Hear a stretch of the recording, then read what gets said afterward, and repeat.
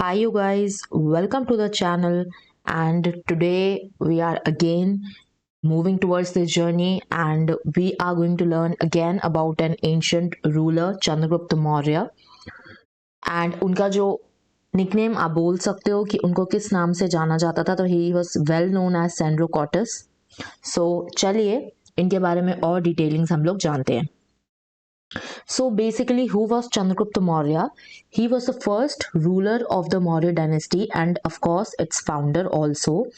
And he just made this dynasty the Pan-India Empire and the very first Pan-India Empire.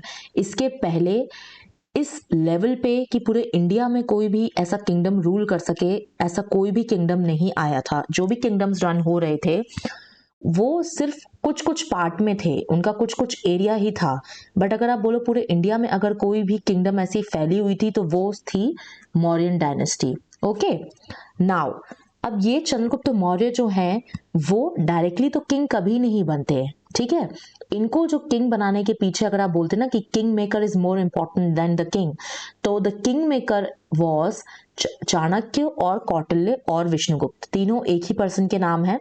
And later on क्योंकि चाणक्य इनके गुरु थे तो इन्होंने उनको अपनी कोर्ट में भी रखा था, एक मिनिस्टर के रूप में उनको एक पोस्ट दी हुई थी और ये उनकी लीगल एडवाइसेस भी लेते थे. चाणक्य की एक बहुत ही फेमस बुक है विच इज नोन एज अर्थशास्त्र. इन्होंने पूरे मॉडर्न एम्पायर के बारे में, मॉडर्न एम्पायर का एडमिनिस्ट्रेशन कैसा था, वहाँ की सारी पॉलिसीज कैसे वर्क करती थी और भी लेटर ऑन आगे जो किंग्स के लिए एडवाइसेस होती हैं वो इन्होंने अपनी पूरी बुक में उसको बहुत अच्छे से कोट किया हुआ है, ठीक है. अब चंद्रगुप्त मौर्य जो थे उन्होंने मॉडर्न डायनेस्टी कैसे डेवलप करी, तो उन्होंने मॉडर्न डायनेस्टी डेवलप करी नंद डायनेस्टी को डिफीट करके.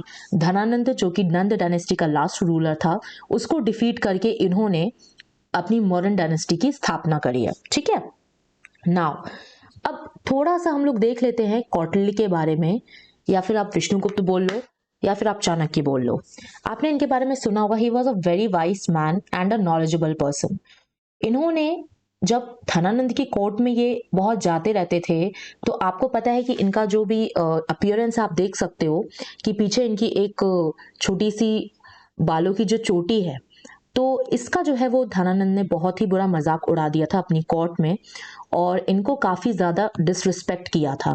इनका जो नॉलेज है उसका मजाक उड़ाया था और इन्होंने उस टाइम पे उनकी कोर्ट में सबके सामने ये प्रॉमिस किया था कि जब तक मैं तुम्हें इस गद्दी से नहीं उतार देता और तुम्हारा ये जो घमंड है उसको नहीं चूर चूर कर देता, तब तक मैं जो अपनी ये जटाएं हैं जो भी इन्होंने इसको फिक्स करके रखे थे अपने बालों को, उन्होंने बोला था ये मैं नहीं खोलूंगा.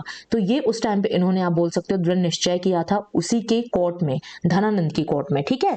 तो ये इनका बेसिकली बैकड्रॉप था कि वाई चाणक्य और why Kautilya was towards defeating Dhanananda. क्या उनका रीजन था धनानंद आर्मी के पीछे, धनानंद किंगडम के पीछे, नंद डायनेस्टी के पीछे.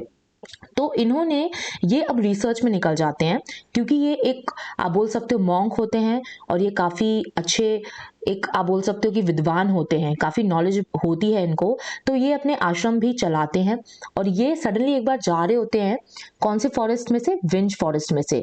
तो ये देखते हैं कि चंद्रगुप्त मौर्य जो है वो काफ़ी एक छोटी एज में अपने दोस्तों को जो है वो एक आप बोलते हो ना, अब जैसे हम लोग खेलते हैं, गेम खेलते हैं, उस तरीके से चंद्रगुप्त मौर्य भी अपने दोस्तों के साथ कुछ गेम खेल रहे थे और एक वो मॉकिंग कर रहे थे कि दरबार में किस तरीके से जो है वो मैं बताऊंगा, भाषण दूंगा या फिर किस तरीके से है ना आपको लीड लेनी चाहिए. तो इन्होंने देखा कि how Chandragupta Maurya was instructing his friends. तो इनको लगा कि इस बंदे में, इस लड़के में कोई ना कोई तो क्वालिटी है. तो इन्होंने वहीं पे नोटिस कर लिया था कि Chandragupta Maurya can become a king and he can become a very successful king later on. तो वो उनकी मदर से परमिशन लेके उनको ले जाते हैं अपने आश्रम में, तक्षशिला में एडमिशन दे देते हैं उनको और उनको सारी जो भी उनके विद्या जो उनको प्राप्त थी वो सब कुछ वो उनको देने की कोशिश करते हैं. जैसे कि आप वेदास की नॉलेज ले लो, मिलिट्री आर्ट्स ले लो, लॉ ले लो एंड वट एवर शास्त्रास, वो सब कुछ चंद्रगुप्त मौर्य को सिखाने की कोशिश करते हैं, ठीक है.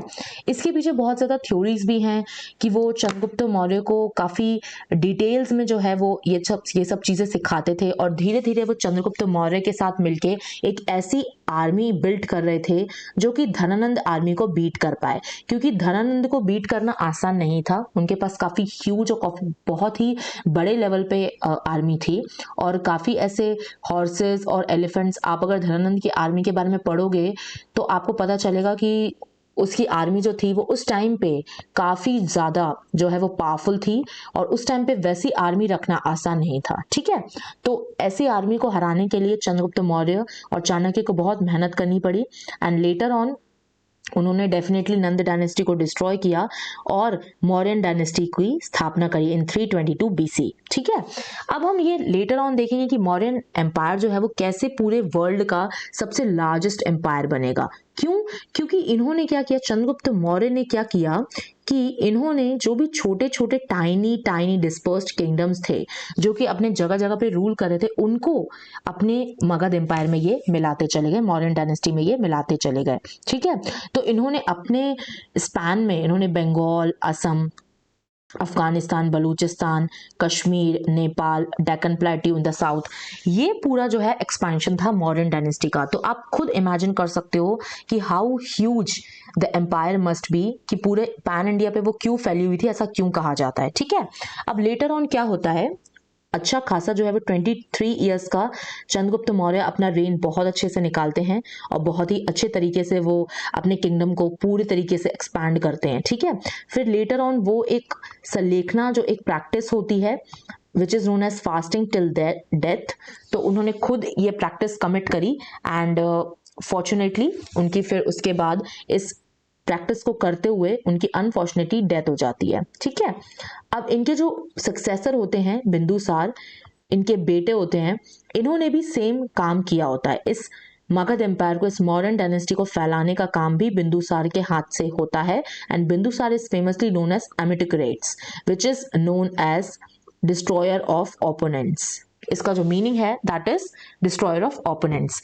तो इन्होंने भी काफी अच्छे तरीके से अपनी एम्पायर को सीज किया और मेंटेन रखा। जो इनके फादर से इनको जो भी विरासत में मिली थी पूरी इतनी बड़ी किंगडम, उसको इन्होंने बहुत अच्छे से मेंटेन रखा। आप देख सकते हो कि नदर्न इंडिया जो है वो तो चंद्रगुप्त मौर्य ऑलरेडी जो है वो हासिल कर चुके थे। ठीक है, अब इन्होंने क्या किया, बिंदुसार का जो एक्सपेडिशन था वो था कर्नाटक या फिर आप बोलोगे कि ये वाले एरिया में। ठीक है, तो यहाँ पे इन्होंने बिंदुसार ने अपनी किंगडम को फैलाया।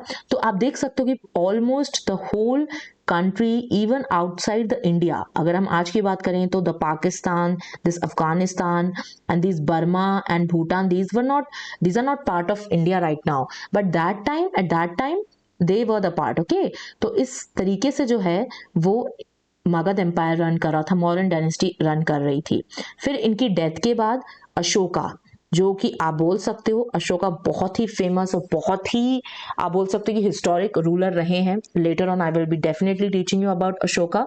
तो वो इनके किंगडम को आगे बढ़ा के लेके जाएंगे और बिंदुसार के सक्सेसर बनते हैं अशोका। ठीक है, so this was it for the today's video guys and I hope आपको वीडियो अच्छा लगा हो। चंद्रगुप्त मौर्य के बारे में आपको कुछ अच्छी और कुछ न्यू इन्फॉर्मेशन जानने को मिली होगी।